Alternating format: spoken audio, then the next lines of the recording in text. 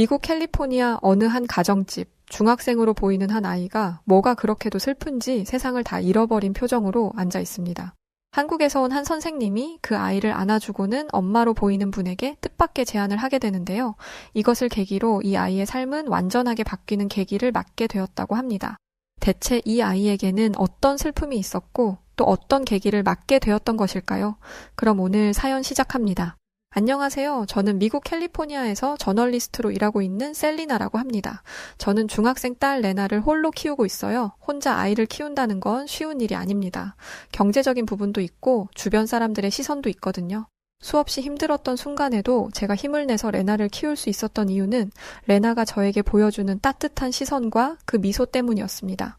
아무리 힘들게 일을 하고 들어와도 아이가 보여주는 미소 한 번이면 모든 힘듦이 사라지니까요. 하지만 야속하게도 레나는 일찍이 미소를 잃어버리고 말았습니다. 초등학생 때 불운의 사고로 한쪽 팔을 잃었기 때문이었어요.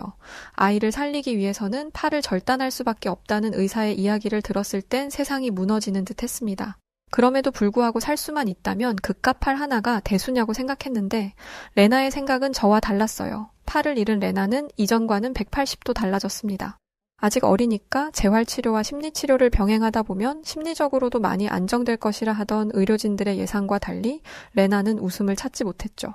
중학교에 올라가고 나서도 친구 하나 없이 외롭게 지냈습니다. 레나 스스로 벽을 치고 있으니 당연히 가까이 오는 친구는 없었고 레나는 홈스쿨링을 하고 싶다고 하기까지 했습니다. 하지만 그건 현실적으로 어려웠어요. 저는 매일 일을 나가야 했고 무엇보다 학교마저 다니지 않으면 레나가 정말 사회에서 고립될 게 뻔했으니까요. 그렇게 걱정만 늘어나던 어느 날 레나의 학교 선생님으로부터 전화가 왔습니다. 선생님이 하신 말씀은 충격적이었어요. 레나가 학교 수업 시간에 그림을 그렸는데 그 그림에서 삶을 포기하고자 하는 사람의 시그널이 드러났다는 것이었죠. 저는 회사에서 뛰쳐나와 학교로 향했어요. 학교에 간다고 무슨 도움을 얻을 수 있을 거라고 생각하지는 않았습니다. 사실 지금까지 여러 가지 심리 상담이나 학교 내에서 하는 프로그램을 제안받아 해본 적이 있지만 그다지 효과가 없었거든요. 제가 학교에 가는 건 지푸라기라도 잡는 심정에서였어요. 또 이번에는 다를지도 모를까 하는 희망 때문이었습니다. 왜냐하면 레나의 담임인 수정 선생님이 한국에서 이민 온 분임을 알고 있었거든요. 한국인들은 머리가 좋다는 소문대로 수정 선생님은 인류 명문대를 나온 수재였습니다. 그래서 좀 더 커다란 희망을 걸었던 것이었어요. 처음 만난 수정 선생님은 제가 지금까지 봐왔던 사람과는 전혀 달랐습니다. 우선 레나를 진심으로 걱정하는 게 보였어요. 아무리 교사라고 하더라도 내 일이라고 나누는 게 미국의 학교입니다. 학생들이 무례하게 굴거나 큰 잘못을 저질러도 선생님들은 직접적인 훈계를 할 수 없거든요.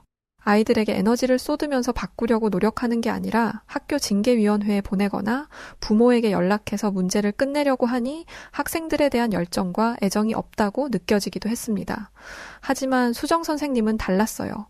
한 달 동안 레나가 했던 말과 행동을 정리해 둔 걸로도 모자라서 그걸 의사에게 보여주라고 하더군요. 반드시 도움이 될 거라면서요. 하지만 저는 이게 의미 없는 행동이라고 생각했습니다. 한두 번 해본 게 아니니까요. 그러자 수정 선생님은 곰곰이 생각하더니 레나를 한국에 보내는 게 어떻겠냐는 제안을 했습니다. 무슨 뚱딴지 같은 소리를 하는 건가 싶었어요. 미국은 무슨 캘리포니아도 떠나본 적 없는 애를 어떻게 한국으로 보내라는 거죠? 한국이 문화예술 분야에서도 인정을 받고 있고 뛰어난 학자들도 많이 배출한 곳이라는 건 알지만 그게 저희 레나와 무슨 상관인지 모르겠더라고요. 또 굳이 레나를 한국에 보내서 얻을 수 있는 이익이 뭔지도 모르겠었고요. 제가 고민하는 모습을 보이자 수정 선생님은 확신에 찬 말투로 저를 설득했어요.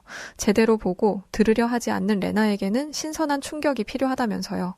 그래도 걱정이 되는 건 여전했습니다. 선생님은 한국에서 살고 있는 자신의 친척 동생의 SNS 계정을 보여주었어요. 그 안에 담긴 사진은 제 눈을 의심하게 했습니다. 어린 학생들이 밤늦게 번화가에서 사진을 찍고 있더라고요. 그것도 교복을 입은 채 말이죠. 아무리 번화가라 해도 밤늦은 시간에 교복 입은 학생들이 밖을 돌아다니는 건 말도 안 되는 일입니다. 제가 놀라자 선생님은 한국은 학생들이 안전하게 여행을 하기에 가장 좋은 나라라고 자부했어요. 또 선생님의 친척 동생은 친구들과의 일상도 사진으로 남겨두었는데 친구들 무리 중에서 혼혈아이가 보이더라고요. 제가 알기로 한국은 매우 폐쇄적인 나라라 외국에서 온 사람들을 배척하는 경향이 있다고 했어요. 그런데 사진 속의 아이들 사이에서는 그런 기류가 전혀 보이지 않았습니다. 레나를 데리고 가면 차별적인 시선을 받아서 레나에게 또 하나의 상처를 주는 게 아닐까 걱정했는데 선생님은 한국도 글로벌화된 지 오래라 외국에서 온 사람들도 활발히 한국에서 활동하고 있다고 했습니다. 인종차별은 미국이 심하면 훨씬 심하니 걱정하지 말라고 말씀하셨죠. 이렇게까지 확신에 차서 이야기하시는데 어떻게 더 의심을 할 수 있겠어요. 이대로라면 허망하게 레나를 잃을 수도 있겠다고 생각한 저는 레나를 데리고 한국으로의 여행을 계획하게 되었습니다. 선생님 말만 믿고 한국에 온 저는 인천공항의 신식 문물과 깨끗한 환경에 감탄을 금치 못했어요. 가끔 미국 연예인들이 한국에 갔다는 소식이 전해질 때 인천공항의 모습을 본 적이 있었지만 구석구석 찾아볼 생각은 못했거든요. 하지만 제 딸은 아무 감흥이 없어 보였습니다. 차라리 이 여행이 기대되지 않는다. 왜 이런데 날 데리고 와서 힘들게 하냐라고 말해준다면 좋을 텐데 그냥 될 대로 되라는 식으로 따라오는 레나를 보니 마음이 아프더라고요. 그래도 저는 이 여행이 레나의 인생의 중요한 변환점이 되기를 바랐고 저는 레나에게 최고의 여행을 선사해 주겠다고 또 한 번 다짐했습니다. 그런데 얼마 지나지 않아 제 다짐이 무색해지는 일이 벌어지고 말았어요. 서울로 가는 고속열차를 타고 내려서 숙소로 가는 지하철로 갈아탔는데 하필 퇴근 시간이랑 겹쳐서 너무 복잡하더라고요. 짐은 많지, 사람은 밀려 들어오지, 오랜 비행 때문에 체력적으로도 지쳤지, 레나도 말은 안 했지만 많이 힘들었을 겁니다. 게다가 레나는 팔 한쪽도 없잖아요. 한 손으로는 캐리어를 끌어야 했기에 지탱할 곳 하나 없었으니 힘들었을 게 뻔했습니다. 여행 첫날부터 낭패를 봤다고 생각하며 동선을 이렇게 짠 과거의 저를 원망하고 있는데 마침 딱 빈자리가 났습니다. 저는 레나를 밀어서 그 자리에 앉혔어요. 그런데 뭔가 분위기가 이상하더라고요. 사람들이 저를 쳐다보는 듯한 느낌이 들었습니다. 그렇게 주변을 살피던 중 레나가 앉은 의자 위에 붙은 노약자석 표시를 보았어요. 저는 깜짝 놀라서 레나를 다시 일으켰습니다. 영문도 모르고 일어난 레나는 지친 기색이 역력해 보였죠. 그런데 그때 한 할머니 한 분이 제 팔을 툭툭 건들더니 레나를 다시 앉히라는 듯 의자를 가리키시더라고요. 제가 레나를 앉히니 할머니는 제가 메고 있던 가방을 달라는 듯한 제스처를 취하셨어요. 뼛속까지 미국인이라 할머니가 설마 내 가방을 훔쳐가려고 그러나? 라는 의심도 했지만 사람들이 꽉꽉 차 있는 지하철에서 저 무거운 가방을 어떻게 연로한 할머니가 가져가시겠어요. 제가 가방을 벗자 할머니는 그 가방을 자기 무릎에 올려놓으셨습니다. 그러면서 주머니에서 작은 초콜릿을 꺼내 레나에게 주시더라고요. 레나가 한 손밖에 없다는 것을 안 할머니는 깜짝 놀라셨어요. 저는 할머니가 레나의 팔을 보고 기겁을 하거나 깜짝 놀랄 줄 알았는데 할머니는 그러지 않으셨습니다. 다정하게 초콜릿을 까서 레나의 손바닥 위에 올려주셨죠. 저는 지하철에서 피곤해 지친 어린 외국인 아이도 배려가 필요한 약자라고 생각해 주시는 그 따스함에 감동을 받았습니다. 서 있는 제가 덜 힘들도록 가방을 들어준 것도 마찬가지고요. 그렇게 사람들이 점점 지하철에서 내리고 비어있는 좌석이 또 나타났습니다. 저는 후다닥 그 자리로 가려고 했는데 좌석의 색깔이 다르더라고요. 다른 곳은 파란색인데 그곳은 분홍색이었습니다. 뭔가 스페셜한 게 있는가 하고 생각하면서 보았더니 임산부 배려석이라고 되어 있더라고요. 저는 깜짝 놀랐습니다. 임산부만을 위한 좌석이 있다는 건 처음 봤어요. 아이를 낳아본 적 있는 여자로서 임신한 여자가 대중교통을 타는 게 얼마나 힘든지 알고 있습니다. 무엇보다 임신 초기에는 임신한 게 티도 안 나서 배려받기가 힘든데 이렇게 표시를 해놓으면 초기 임산부도 배려를 받을 수 있겠더라고요. 뿐만 아니라 지하철은 미국처럼 시끄럽지도 않았습니다. 미국에서는 100이면 100, 버스나 지하철에서 큰 소리로 영상을 시청하는 사람들이 있는데 그런 사람이 이상한 영상물을 보고 있어도 함부로 항의도 못해요. 개인의 자유를 침해하는 일이라면서요. 또 지하철 역사에서 잠을 자거나 술에 절어 비틀거리는 사람도 없었습니다. 이동하느라 지친 것은 사실이었지만 지하철을 타고 오면서 수정 선생님의 말이 사실이라는 것을 알게 된 건 다행이었습니다. 그런데 대체 왜 저희 모녀의 여행에는 사건 사고가 끊기지 않는 걸까요? 숙소에 도착하자마자 잠에 든 레나는 갑자기 끙끙 앓기 시작했습니다. 하필 가지고 온 약 중엔 해열제가 없었어요. 나가서 약을 살까 생각했는데 이 시간에 약국 문을 열 리가 없었습니다. 저는 호텔 로비로 전화를 걸 생각도 못하고 곧장 로비로 직행했습니다. 하필 직원이 자리를 비웠더라고요.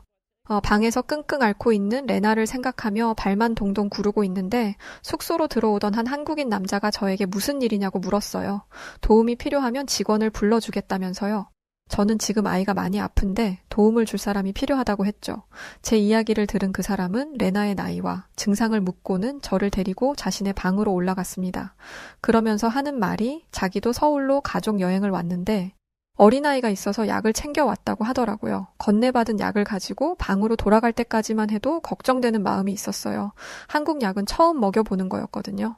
혹시 이 약 때문에 안 좋은 문제가 생기면 어떻게 하나 걱정도 됐죠. 하지만 아주 다행히도 레나는 약을 먹은 지 1시간 만에 열이 내렸고 푹 잘 수 있었습니다. 그렇게 다음 날이 되었고 저는 약을 주었던 투숙객과 인사를 하게 되었어요. 그 사람은 저를 잊지 않고 전날 밤 아이의 상태를 물었습니다. 저는 거듭 감사 인사를 하면서 고마움을 전했는데 그 사람은 가방에서 상비약통을 꺼내 주었습니다. 외국에서 여행할 때 아이가 아프면 그것만큼 힘든 일이 없다며 아주 효과 좋은 것들로만 꾸렸으니 필요할 때 사용하라고 하면서요.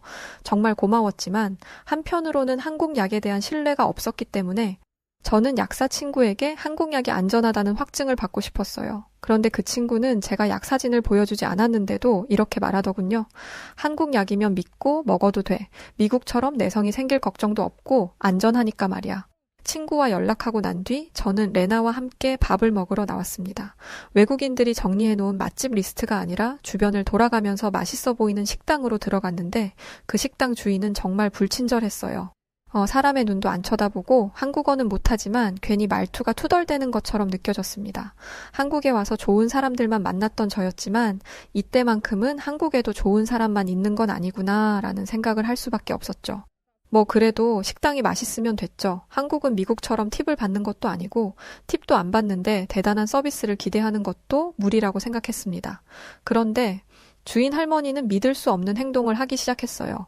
기분 나쁘게 밥 먹는 저희 주변을 계속 서성이는 거예요. 대체 왜 그러냐고 묻고 싶어도 언어가 안 되니 속이 터질 지경이었죠. 주인 할머니는 제가 아니라 레나를 보고 있었습니다. 밥을 잘 못 먹는 레나가 깨작거리는 게 보기 싫기라도 했나 보죠. 저는 할머니에게 무례한 행동을 그만두라며 화를 내려고 했습니다. 그런데 제 마음을 알았는지 할머니는 주방으로 쏙 들어가 버렸어요. 저는 레나에게 눈치 보지 말고 먹고 싶은 만큼만 먹으라며 혹시나 상처받았을 레나의 마음을 달래주었습니다. 하지만 레나는 낯선 음식이 무서워서인지 몸이 안 좋아서인지 밥을 제대로 먹지 못했습니다. 다른 거라도 찾아서 먹여야겠다고 생각하며 일어나려던 그때 주인 할머니가 무언가를 가지고 나오셨어요. 약간 수프같이 묽은 음식이었는데 할머니는 그 음식을 레나 앞에 내려두셨습니다. 저는 레나가 당연히 안 먹을 거라고 생각했어요. 하지만 모락모락 김이 나는 음식에 호기심이 생겼는지 아니면 할머니의 마음이 전해진 건지 숟가락을 들고 한술 떴습니다. 한두 번 먹으면 다행이라고 생각했는데 레나는 한 그릇을 다 먹었어요. 레나가 오랜만에 맛있는 식사를 한 것에 감사하며 계산을 하려고 하는데 할머니는 레나가 먹은 죽을 계산하려 하지 않았습니다. 무엇이든지 돈으로 환산하고 값을 치러야 한다고 배웠던 저로서는 이해되지 않는 모습이었어요. 이런다고 돈을 더 주는 것도 아닌데 이렇게까지 하는 이유가 이상하게 느껴지기도 하고 신기했습니다. 레나에게 음식이 어땠냐 물으니 레나는 근래 먹은 음식 중에 가장 맛있었다며 극찬을 하더군요.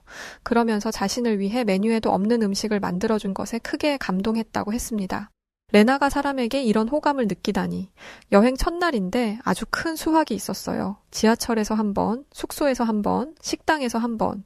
이렇게 3번의 따뜻한 배려를 경험한 레나는 조금 적극적인 태도로 여행에 동참했습니다. 수정 선생님 사촌 동생의 SNS에서 본 홍대라는 곳으로 갔는데 젊음의 거리라고 불리는 만큼 수많은 젊은이들이 거리를 돌아다니더라고요.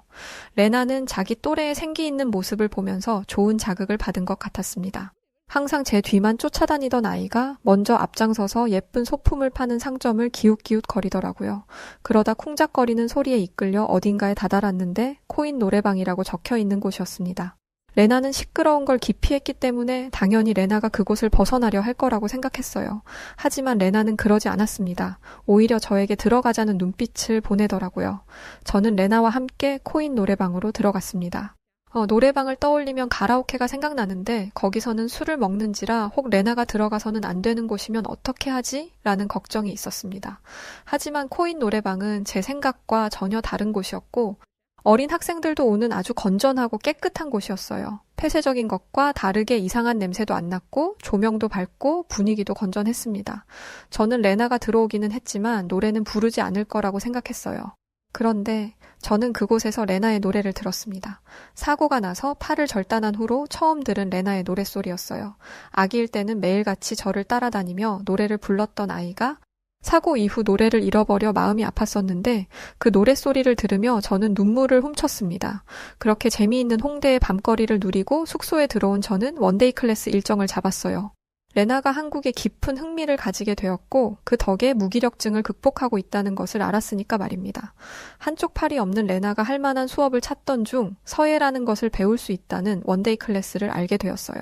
점잖은 분위기에서 글을 쓰며 심신의 안정을 찾는다는 걸 보고 레나에게 딱 맞는 수업이라고 생각했죠.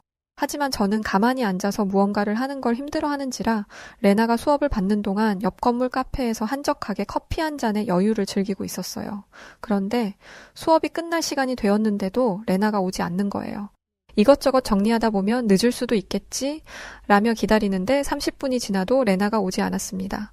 불안한 마음이 들어 서둘러 원데이 클래스장으로 가니 강사로부터 레나가 이미 나갔다는 이야기를 들었습니다. 그 말을 들은 저는 사색이 될 수밖에 없었습니다. 그도 그럴 것이 레나는 심각한 길치입니다. 저는 바로 뛰쳐나가서 레나를 찾았어요. 하지만 레나의 뒷공무니도 찾을 수가 없었어요. 레나는 중학생이었지만 정신적으로 안정적이지 못한 상태였고 해외여행은 처음이었어요. 여행 계획은 제가 다 짰기 때문에 레나는 한국에 대해서 아는 게 많지 않습니다. 저는 홀로 두려움에 떨고 있을 레나가 상상되어 눈물을 흘릴 수밖에 없었죠. 레나가 갈 만한 곳들을 들쑤시며 다니느라 온몸은 땀범벅이었고 우는 바람에 화장은 다 지워져 있었어요. 멀쩡한 몰골은 아니었죠. 이상한 외국인 여자가 동네방네 들쑤시고 다니는데 그게 얼마나 이상해 보였겠어요. 한 남자가 저에게 무슨 일이냐고 질문을 해왔습니다. 교복을 입은 것을 보니 고등학생이었는데 영어가 굉장히 유창한 학생이었어요. 그래서인지 횡설수설하는 제 말을 잘 이해해서 경찰에 연락을 해주었습니다. 경찰에 연락할 생각도 못하고 있었는데 그 학생이 아니었더라면 저는 하루 종일 거리를 헤맸을 거예요. 저는 그 학생의 안내를 받아 경찰서로 향했습니다. 그리고 그곳에서 레나를 찾을 수 있었죠. 레나도 많이 놀랬는지 저를 보자마자 울음을 터뜨렸습니다. 원데이 클래스를 마치고 난 뒤 카페에 있다는 저를 찾으러 나왔는데 아무리 가도 카페가 나오지 않았고 정신을 차려보니 길을 잃은 후였다고 합니다. 저는 레나를 안심시키며 레나를 데리고 경찰서에 와줬다는 한 아주머니를 만나게 되었습니다. 레나는 저 사람이 아니었다면 더 이상한 길로 흘러갔을 거라며 너무 감사한 분이라고 하더라고요. 저도 레나와 마찬가지로 거듭 감사 인사를 했습니다. 또 저 대신 경찰서에 전화를 해준 학생에게도 인사했습니다. 당연한 일을 했을 뿐이라던 아주머니와 학생은 사례도 거절하시고 조용히 경찰서를 떠나셨습니다. 아주 조금도 생색내지 않으셨죠. 그날 저는 숙소에서 레나와 그동안 느꼈던 것들에 대해 나누었습니다. 레나는 자신을 도와준 사람들을 한 명 한 명 기억하고 있었어요. 또 자신이 한국에서 보았던 것들을 이야기하면서 팔이 없다는 걸 인지하지 못할 정도로 신났던 건 처음이다 라는 말을 하기까지 했습니다. 이 얘기를 듣는데 왈칵 눈물이 쏟아져 나오더라고요. 이것 때문에 레나를 데리고 한국에 온 거였는데 한국에 오길 정말 다행이라는 생각을 하게 되었습니다. 여기서 그치지 않고 레나는 이렇게 말했어요. 엄마, 나는 미국이 세상에서 가장 큰 나라라고 하길래 내가 보는 것들이 이 세계의 전부인 줄 알았어. 그런데 내가 미국에서 겪은 것들은 전부 끔찍하고 무서운 것들 뿐이라 미국이 아닌 다른 나라들도 끔찍할 거라고 생각했어. 그런데 한국에 오니까 알 것 같아. 세상에는 아름다운 것들도 많고 즐거운 것도 많은 것 같아. 이젠 더 이상 사는 게 무의미하게 보이지 않아. 나에게도 하고 싶은 일이 생길 수 있다는 걸 처음 알았어. 이렇게 한국에 데리고 와줘서 고마워, 엄마. 정말 내 인생 최고의 경험이야. 레나가 이렇게 말해주는데 어떻게 감동하지 않을 수 있겠어요. 저는 한국에 더 머물면서 다양한 경험을 하고 싶다는 레나의 말을 지지하기로 결심했습니다. 팔 절단 후 한 번도 뭔가를 요구한 적 없던 아이였거든요. 저는 바로 미국에 가서 살던 곳을 정리하고 한국으로 돌아왔습니다. 저널리스트라서 상대적으로 이동이 자유롭거든요. 저는 레나가 다닐 학교를 찾아보았고 수정 선생님의 추천으로 한 국제학교에 방문하게 되었습니다. 학교 교문 안으로 들어가기 전까지만 해도 조금이라도 별로인 부분이 있으면 바로 레나와 함께 학교를 나올 거라고 다짐했어요. 그런데 교실을 보니 그런 생각은 싹 잊어버리게 되더군요. 학교의 모든 시설은 최신식이었습니다. 각 반마다 있는 시스템 에어컨, 게다가 공기청정기까지 있었어요. 칠판도 일반적인 분필 칠판이 아니라 스크린이더라고요. 운동장에도 잔디가 깔려 있었죠. 무엇보다 학생들의 태도가 너무 보기 좋았습니다. 선생님들께 예의 바랐고 그 누구도 홀로 있는 아이가 없었어요. 점심 식사를 하고 가라는 선생님의 제안에 점심을 먹고 학교를 돌아보는데 학생들이 운동장에서 3-3-5 팀을 이뤄 무언가를 하고 있더라고요. 스포츠 게임이라도 하려는 건가 싶었는데 그 학생들은 돌연대형을 잡더니 음악을 틀고 음악에 맞춰 춤을 추기 시작했습니다. 저희는 이게 한국에서 유행하는 놀이 같은 건 줄 알았어요. 레나는 한국 아이들은 저렇게 나서는 걸 좋아하냐면서 자기는 부담스러워서 저런 아이들과는 못 어울리겠다고 하더라고요. 밥도 맛있고 시설도 좋고 선생님들도 다정하다며 이 학교를 다니고 싶어 했던 레나의 충격 발언이었죠. 저는 레나를 달래기 위해 선생님에게 여쭤봤습니다. 저게 한국에서 유행하는 놀이 같은 거냐고요? 저 놀이에 동참하지 않으면 큰일이라도 나는 거냐고 물어봤습니다. 실제로 모든 반 아이들이 그런 식으로 함께 춤을 추고 있었거든요. 그런데 제 질문을 들은 선생님이 저건 체육대회를 준비하는 거라고 말하면서 웃으시더라고요. 체육대회인데 왜 운동을 안 하고 춤을 추냐고 했더니 학생들끼리 축제를 즐기는 방법이라고 하더군요. 어머니, 동참하지 않는다고 따돌리는 건 없어요. 실제로 몇몇 아이들은 안 한다고도 했었고요. 그런데 어느 순간 보니까 한 명도 빠짐없이 즐기면서 하고 있네요. 오히려 안 한다고 했던 애들이 더 즐겁게 하고 있어요. 못하는 친구라고 해서 면박 주지 않고 한 사람이 안 되면 잘하는 사람이 될 때까지 도와주더라고요. 저는 선생님에게 물었습니다. 혹시 성적에 들어가나요? 한국 학생들은 성적에 매우 예민하다고 들었어요. 그러자 선생님은 걱정하지 말라고 말하며 이렇게 얘기하셨습니다. 저건 성적에 들어가지 않습니다. 순전히 아이들이 원해서 하는 거예요. 선생님들은 안전상 문제가 생기지 않고 수업에 지장이 가지 않도록 지도하는 것밖에 없어요. 저는 레나에게 이 얘기를 듣고도 걱정하는 마음이 드냐고 물어보았어요. 그랬더니 레나는 강요하는 게 아니라면 괜찮을 것 같다고 했습니다. 그렇게 지켜보다가 하고 싶은 마음이 생기게 된다면 그때 생각해 보겠다고요. 세상 모든 게 의미 없다고 말하던 염세주의자인 제 딸에게 이런 말이 나오다니 무언가를 하고 싶을 수도 있다니 엄청난 발전이 일어났음을 온몸으로 체감하며 감격스러워하고 있었어요. 미국에서 학교를 다닐 때는 모두가 레나를 투명인간 취급했었는데 여기서는 그 누구도 레나를 홀로 내버려 두지 않을 것이라는 확신이 생겼어요. 하지만 제게는 마지막 걱정거리가 남아 있었습니다. 바로 한국 학교의 교육열이었죠. 한국은 성적에 예민하고 예민한 만큼 아이들에게 과도한 수업을 시킨다는데 저희 레나에게도 그럴까봐 걱정이었어요. 저는 레나가 심리적으로 건강해지는 것보다 성적을 잘 받는 걸 우선순위로 할까봐 우려됐거든요. 또 한국 학생들은 수준이 높아 초등학생이 고등학교 수학을 배운다는 이야기도 들었습니다.